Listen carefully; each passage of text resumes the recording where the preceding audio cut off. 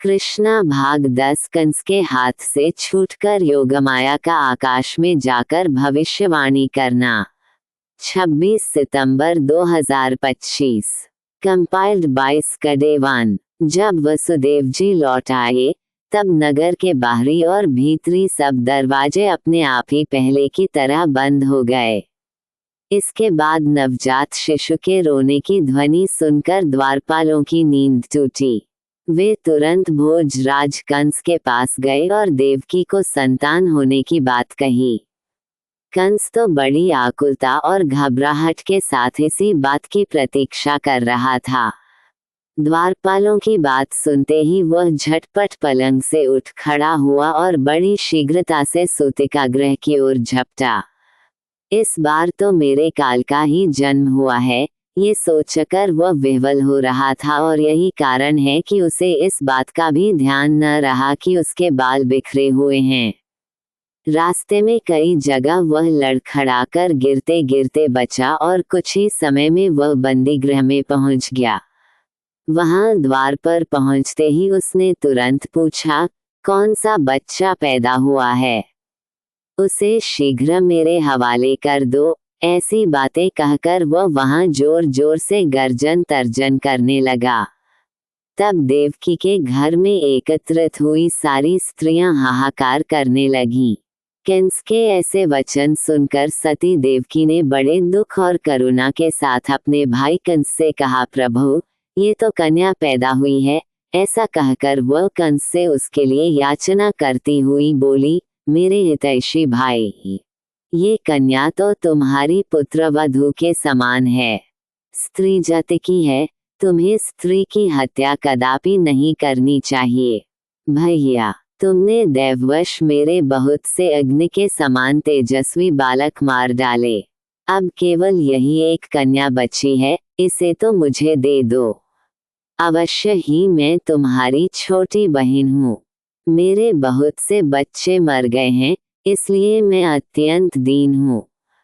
मेरे प्यारे और समर्थ भाई, तुम मुझ मंदभागिनी को यह अंतिम संतान अवश्य दे दो। कन्या को अपनी गोद में छिपाकर देवकी जी ने अत्यंत दीनता के साथ रोते रोते याचना की। परंतु कंस बड़ा दुष्ट था।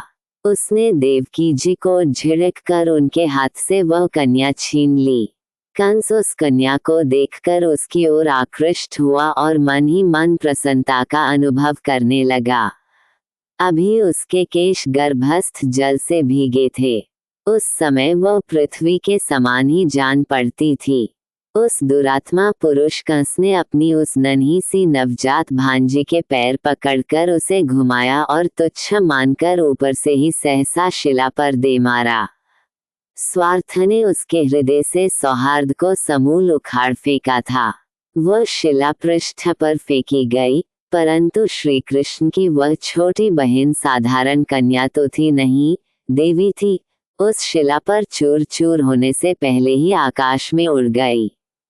उस गर्भदेह को त्याग कर कंस को ललकारती हुई वह सहसा आकाश में जा पहुंची।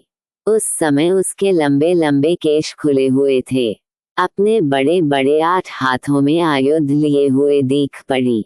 वह दिव्य माला, वस्त्र, चंदन और मणिमय आभूषणों से विभूषित थी।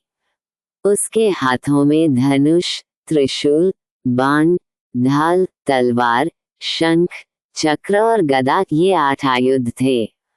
सिद्धर, चारण, गंधर्व, अप्सरा, किन्नर और नागगण बहुत सी भेंट की सामग्री समर्पित करके उसकी स्तुति कर रहे थे। वह देवी अपने अंगों पर नील और पीत वस्त्र धारण किए हुए थी। उसके उन्नत उरोज हाथी के कुंभस्थल के समान जान पड़ते थे। उसका जघन प्रदेश रथ के समान विस्तृत था। मुख चंद्रमा के सदृश मनोरम था। वह 4 भुजाओं से सुशोभित थी। उसकी अंगकौंती विद्युत के समान प्रकाशित हो रही थी। दोनों नेत्र प्रभातकाल के सूर्य की भांति लाल थे। मेघों के समान उन्नत उरोजों वाली वह देवी बादलों से युक्त संध्या के समान सुशोभित हो रही थी। अंधकार से आच्छन्न हुई रात्रि के समय जबकि भूतों के समुदाय सब ओर भरे हुए थे, वह दीपसिमती देवी नाचती, हंसती और चारों ओर उछलती कूदती हुई अद्भुत शोभा पा रही थी।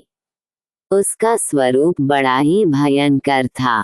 वह आकाश में पहुंचकर परम उत्तम मधु का पान तथा बड़े जोर से अट्टहास करने लगी। उस समय देवी ने कंस से यह कहा, रे मूर्ख, मुझे मारने से तुझे क्या मिलेगा? तेरे पूर्वजन्म का शत्रु तुझे मारने के लिए किसी स्थान पर पैदा हो चुका है। अब तू व्यर्थ निर्दोष बालकों की हत्या न किया कर। तूने अपने ही विनाश के लिए जो मुझे मार डालने का प्रयत्न किया है और सहसा उठाकर शिला पर दे मारा है, उसके कारण मैं भी तेरे अंतकाल में जिस समय तू शत्रु के द्वारा घसीटा जा रहा होगा, अपने हाथों से तेरी इस देह को फाड़कर तेरा गरम गरम रक्त पीऊंगी।